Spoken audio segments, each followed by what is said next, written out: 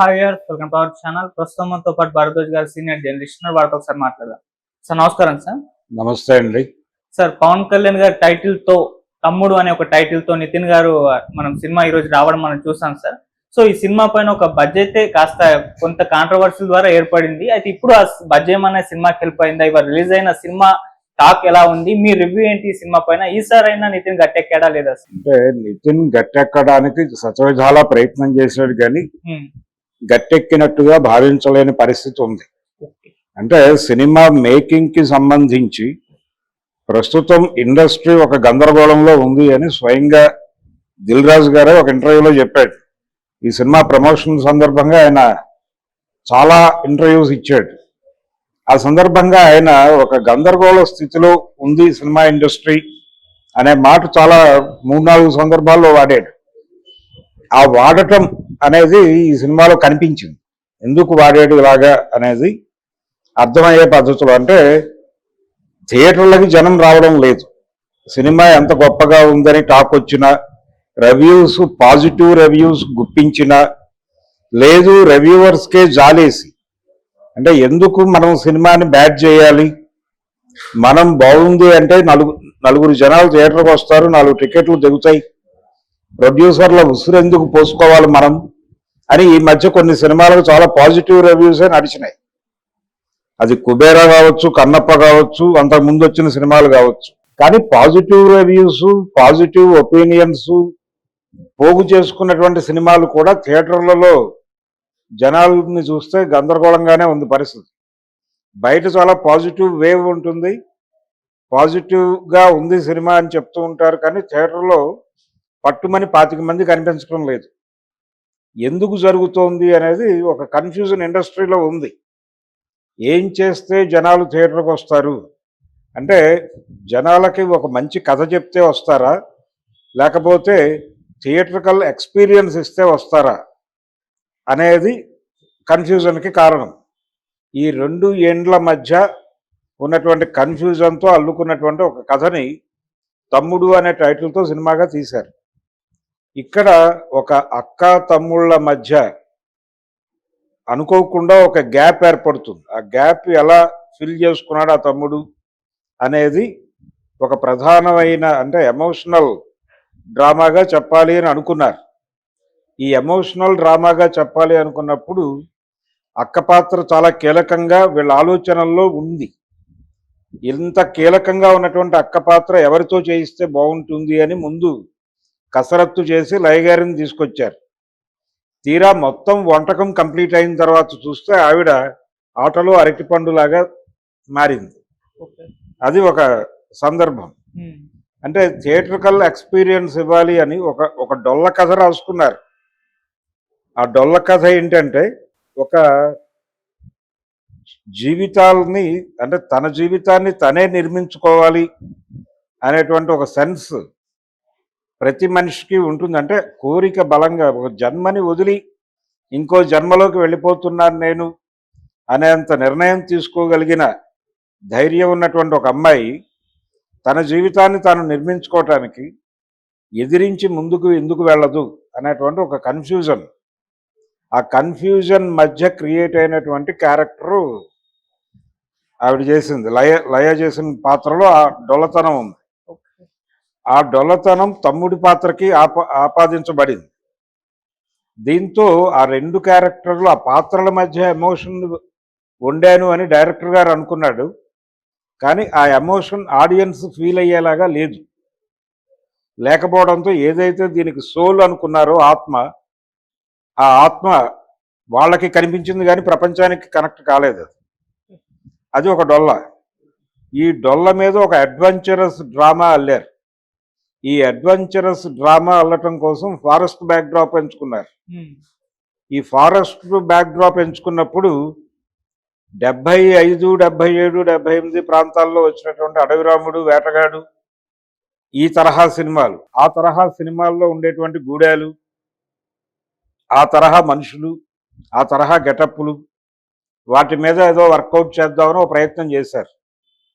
ఆ ప్రయత్నం కూడా అంతే, అంటే అదంతా థియేటర్కల్ ఎక్స్పీరియన్స్ ఇవ్వటం కోసం చేసిన కసరత్తు. ఆ కసరత్తు కూడా ఇల్లాజికల్ గా నడిచింది. ఇల్లాజికల్ గా అంటే ఆ, వాళ్ళు ఎందుకు అలా ఉన్నారు అంటే ఇప్పుడు గూడాలు అలా లేవు. ఇప్పుడు ఇంటర్నెట్ వచ్చిన తర్వాత మొత్తం ప్రపంచాన్ని చదువుని చేసింది. చదువుని చేసి అమెరికాలో ఏ ఆలోచన నడుస్తోందో ఒక ట్రైబల్ ఏరియాలో కూడా అదే ఆలోచన నడిచే పరిస్థితికి తీసుకొచ్చాం మనం ప్రపంచాన్ని. తీసుకొచ్చేసిన తర్వాత పైగా అడవుల్లో కూడా సెల్ ఫోన్లు వాడుతున్నారనే విషయం చెప్పాడు ఈయన డైరెక్టర్ గారు. చెప్పి మళ్ళీ ఈయనకి సినిమాటిక్ అంటే థియేట్రికల్ ఎక్స్పీరియన్స్ ఇవ్వాలి అనిపించినప్పుడేమో వాళ్ళు మరీ ఆటవికులుగా మారిపోతారు. దేవతలారా దీవించండి ఆ సినిమాల్లో కనిపించే ట్రైబల్స్ లా కనిపిస్తారు. ఇప్పుడు ఆ పరిస్థితులు లేవు. ఒకటి. రెండోది, అడవుల నుంచి ఆదివాసీల్ని బయటకు గెంటేస్తున్న సీన్ నడుస్తోంది ఇప్పుడు. కాబట్టి ఒకటి మాత్రం బాగా తీసాడు. ఒక పాయింట్ నచ్చింది నాకు సినిమాలో. మనిషి సరుకు డబ్బులు పాడేస్తే ఎవడైనా సరే అమ్ముడుపోతాడు. ప్రతి ఒక్కడికి ఒక రేట్ ఉంటుంది. ఆ రేటు కనిపెట్టి పే చేయటమే మనం చేయవలసింది అనేది ఒక మంచి ఐడియాని ఎగ్జిక్యూట్ చేశాడు 2-3 సీన్లలో. అది ఒక్కటే మంచి పాయింట్ సినిమాలో. మిగిలిందంతా గందరగోళమే. కథాపరంగా చెప్పుకోవడానికి ఇందులో ఏమీ లేదు, గందరగోళం తప్ప. అలాగే సినిమా థియేట్రికల్ ఎక్స్పీరియన్స్ ఇవ్వటం కోసం చేసిన కసరత్తు కూడా అంతే డొల్లగా ఉంది. అంటే ఆడియన్స్ డిస్కనెక్ట్ అయ్యేలాగానే ఉంది. రెండోది, అర్థమైపోతూనే ఉంటుంది ప్రతి. అంటే ఒక థ్రిల్లింగ్ ఎక్స్పీరియన్స్ ఇవ్వటం, లేకపోతే ఒక మిస్టీరియస్ వేలో కథని నడపటం, స్క్రీన్ ప్లేలో మెరుపులు ఇలాంటివి ఏవీ లేవు దానిలో. ఇటువంటివి ఏవీ లేకుండా పాజిటివ్గా నడిచిపోతుంది సినిమా. ఓకే. బాగుందా బాలేదా అనేది కూడా చెప్పలేనటువంటి ఒక డోలాయమాన స్థితిలో ప్రేక్షకుడిని బయటకు వదిలారు థియేటర్ నుంచి. కాబట్టి నితిన్ ఈ సినిమాకు సంబంధించిన ప్రమోషనల్ ఇంటర్వ్యూస్లో ఒక మాట వాడాడు. అంటే మీరు కంబ్యాక్ అవుతున్నారా ఈ సినిమాతో అని అడిగినప్పుడు ఆయన ఈ సినిమా గురించి మాట్లాడటం కన్నా కూడా తన నెక్స్ట్ మూవీ, అది కూడా దిల్ రాజు గారి బ్యానర్లోనే చేస్తున్నాడు, అల్లమ్మ అనే పేరుతో. ఆ సినిమా గురించి మాట్లాడాడు, దీని గురించి మాట్లాడలేదు. అంటే దాని మీద ఎక్స్పెక్టేషన్స్ ఉన్నాయంటే ఈ సినిమా మీద ఏమిటి పరిస్థితి అనే ఒక ప్రశ్నార్థకాన్ని వదిలాడు ఆయన ముందే డౌట్ ఎక్స్ప్రెస్ చేశాడు తను. ఆ డౌట్ నిజమే. కాబట్టి ఈసారి తమ్ముడు డిసప్పాయింట్ చేశాడని చెప్పక తప్పదు. అంటే గతంలో తమ్ముడు కనీసం ఎంటర్టైన్ చేశాడు. పవన్ కళ్యాణ్ తమ్ముడిలో బలం ఏంటంటే తను ప్రేమించిన కుటుంబానికి ఏదైనా కష్టం వస్తే బలంగా నిలబడ్డాడు. ఈ క్రమంలో కుటుంబం తనని ఆటలో అరటిపండులాగా చూసినప్పుడు ఆడియన్స్ని ఎంటర్టైన్ చేశాడు. ఈ 2 పాయింట్లు కలిసి ఆ సినిమాకి మంచి విజయాన్ని అందించినాయి ఆ రోజు. ఈసారి ఈ ఫ్యామిలీ రిలేషన్స్ మధ్య ఒక డొల్లతనం నడిపారు. అలాగే ఈ ఫ్యామిలీని బయట నుంచి కాపాడాలి అనుకుని తమ్ముడు అనుకుంటున్నటువంటి సన్నివేశాల కల్పన అంతే గందరగోళంగా నడిచింది. దాంతో ఒక కన్ఫ్యూజన్ స్టేట్లో మిగిలాడు ఈ తమ్ముడు. అయితే ఈ సినిమాలో ప్రధానంగా చెప్పుకోవాల్సింది ఏంటంటే నితిన్ చాలా కష్టపడి నటించాడు. తనకిచ్చిన పాత్ర పరిధి మేరకు అతని కష్టం కనిపించింది. అలాగే విలన్ క్యారెక్టర్ సౌరభ్ అనేటువంటి ఆర్టిస్ట్తో చేయించారు. నిజానికి ఆ క్యారెక్టర్ డిజైనింగ్ మీద చాలా శ్రద్ధ పెట్టాడు డైరెక్టర్. ఏది మెయిన్ కాన్ఫ్లిక్ట్, అక్క తమ్ముళ్ళ మధ్య కాన్ఫ్లిక్ట్ మీద ఒక శ్రద్ధ పెట్టాల్సింది పోయి విలన్ క్యారెక్టర్ డిజైనింగ్ మీద శ్రద్ధ పెట్టాడు కానీ దాని పునాది మళ్ళీ డొల్లై ఆ క్యారెక్టర్కి కూడా. అయితే ఉపరితలం బాగా అల్లుకున్నాడు విలన్ క్యారెక్టర్కి సంబంధించి. ఆ అల్లిక బాగుంది. ఆ అల్లిక కొంచెం ఎంగేజ్ చేసింది ఆడియన్స్. అది ఒక పాజిటివ్ అంశం. రెండోది, వర్షా బొల్లమ్మ చేసినటువంటి క్యారెక్టరు. తర్వాత ఇంకొక మనం కాంతారాలో ఉన్నటువంటి హీరోయిన్ ఉంది దీనిలో, సప్తమి గౌడ. తను చేసినటువంటి క్యారెక్టరు, తన పెర్ఫార్మెన్స్ కూడా, అవి 2 సినిమాకి ప్లస్ అయినాయి. అంటే థియేటర్లో ప్రేక్షకుల్ని కొంచెం ఎంగేజ్ చేయగలిగినటువంటి పాత్రల ఆ 3. అంటే నితిన్ చాలా కష్టపడ్డాడు, అతని కష్టాన్ని మనం కాదనకూడదు. అలాగే విలన్ క్యారెక్టర్ చాలా బాగా నడిచింది, చాలా బాగా పెర్ఫామ్ చేశాడు అతను. ఆ తర్వాత వీళ్ళిద్దరూ సప్తమి గౌడ అలాగే వర్ష బౌలమ్మ ఇద్దరు మంచి పెర్ఫార్మెన్స్ ఇచ్చారు. ఇలా అందరూ నటీనటులు బాగా పెర్ఫామ్ చేయటం వలన థియేటర్లో ఆ మేరకు కూర్చోగలిగారు. కానీ బయటకు వచ్చిన తర్వాత ఏమిటి సినిమా అంటే చెప్పే పరిస్థితి ఏమీ లేదు. ఓకే. రెండోది వీళ్ళు ప్రధానమైన విలన్ అంటే కథలో మెయిన్ కాన్ఫ్లిక్ట్ అక్క పాత్రకి విలన్ పాత్రకి మధ్య కాన్ఫ్లిక్ట్ వీళ్ళు డిజైన్ చేసిన పద్ధతి కూడా చాలా పురాతన కాలం నాటి ఎలిమెంట్.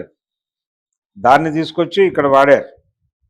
అది ఒక అంటే జనాల్ని భయపెట్టేదిగా ఉండాలి, జనాల్ని ఆశ్చర్యచకితుల్ని చేసే విధంగా ఉండాలి ఆ కాన్ఫ్లిక్ట్.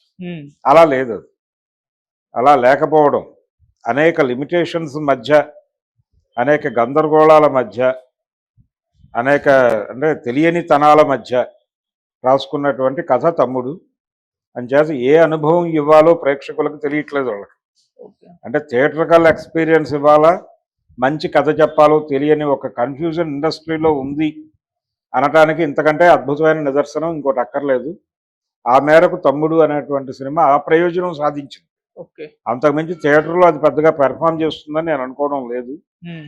అయితే వీళ్ళకు ఉన్నటువంటి హోప్ ఏంటంటే థియేటర్కల్ పెర్ఫార్మెన్స్ కంటే కూడా ఒక సినిమా గ్రాండియర్గా తయారు చేసేస్తే అనేక లాంగ్వేజెస్లోకి దాన్ని డబ్ చేయడం ద్వారా ఆయా ప్రాంతాల్లో శాటిలైట్ హక్కులు అమ్ముకోవచ్చు. కంటెంట్ నీడ్ ఉంది అక్కడ, కాబట్టి ఈ కంటెంట్ని ఏదో రేటుకి అమ్మేయచ్చు. ఒక సరుకు తయారైన తర్వాత అమ్మకం రకరకాలుగా ఉంది. ఇప్పుడు విజువల్ కంటెంట్కి మార్కెట్ ఎక్కడ అని చాలామంది మాట్లాడుతున్నారు, కానీ కాదు. విజువల్ కంటెంట్ థియేటర్ అనేటువంటి మార్కెట్ నుంచి బయటికి వెళ్ళిపోయి వివిధ మాధ్యమాల్లోకి వెళ్ళిపోయింది. ఈ వివిధ మాధ్యమాల్లో అమ్ముకోవటానికి ఈ కంటెంట్ ఉపయోగపడవచ్చు. దిల్ రాజు గారికి 4 డబ్బులు చేసి పెట్టచ్చు. థియేటర్కల్గా కొనుక్కున్న వాళ్ళు కూడా ఇప్పుడు నష్టపోవడానికి సిద్ధంగా లేరు. సినిమాకి ఎంత పాజిటివ్ రివ్యూస్ వచ్చినా, ఎంత పాజిటివ్ వైబ్రేషన్స్ ఇచ్చినా 4వ రోజుకి 25 మంది కంటే మిగలట్లేదు థియేటర్లో. దీనికి రీజన్ ఏమిటి అంటే సినిమా ఆన్లైన్ పైరసీ జరుగుతోంది. దాన్ని నిరోధించడం వీళ్ళ వల్ల కాదని చేతులు ఎత్తేసారు. ఎత్తేసిన తర్వాత థియేటర్కల్ రైట్స్ విషయంలో రిఫండబుల్ అంటే తిరిగి ఇచ్చేటువంటి ప్రాతిపదికన డబ్బులు ఇస్తున్నారు తప్ప సర్వం సహా హక్కులు కొనుక్కోవడం అనే ప్రోగ్రాం లేదు ఇప్పుడు. కాబట్టి బయ్యర్స్ కూడా కొంత మేరకు డబ్బులు వస్తాయి, కొంత మేరకు రిటర్న్స్ వస్తాయి. సో వాళ్ళు సేఫ్. ఇచ్చిన డబ్బుల్లో కొంత మాత్రమే ఇస్తారు కాబట్టి నిర్మాతకు అక్కడ వరకు మిగిలిన ప్లాట్ఫామ్స్ మీద వచ్చేటువంటి డబ్బులతో 75 కోట్లు అని చెప్తున్నాడు ఈ బడ్జెట్ ఈ సినిమాకి. 75 కోట్లు అనేది వీళ్ళు చెప్తున్న ఫిగరు, యాక్చువల్ ఫిగర్ అవునా కాదా అనేది కన్ఫ్యూజన్. ఆ మేరకు ఓటీటీలు ఇతర శాటిలైట్ హక్కులు ఇతరత్రా హక్కులు అమ్మేసుకుని సేఫ్ ప్రాజెక్టు ఒక బిజినెస్ నడిచింది. అంటే ప్రతి షాప్లోనూ వ్యాపారం ఏదో మేరకు జరగాలి. అలా వ్యాపారం జరిగిన ఒక యాక్టివిటీ జరిపేందుకు ఉపయోగపడుతుంది తప్ప ఇది ఏ విధంగానూ మెమరబుల్ సినిమాగా నిలబడదు. అది తమ్ముడు పరిస్థితి. రేటింగ్ ఎంత ఇస్తారు సార్? ఈ సినిమాకి నేను 2 ఇస్తానండి. Okay sir, thank you so much sir. Thank you.